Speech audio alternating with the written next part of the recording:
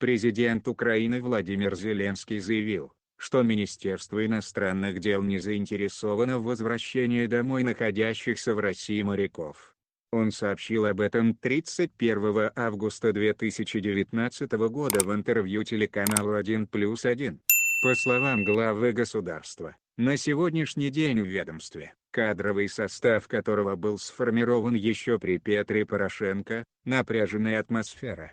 И сотрудники МИДа очень не хотели допустить разговора с президентом России, так как результатом диалога могло стать возвращение моряков, что оказалось бы политически невыгодным.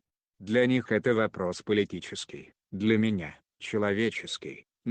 Прокомментировал Владимир Зеленский. Встреча украинского и российского президентов должна состояться во время нормандского саммита.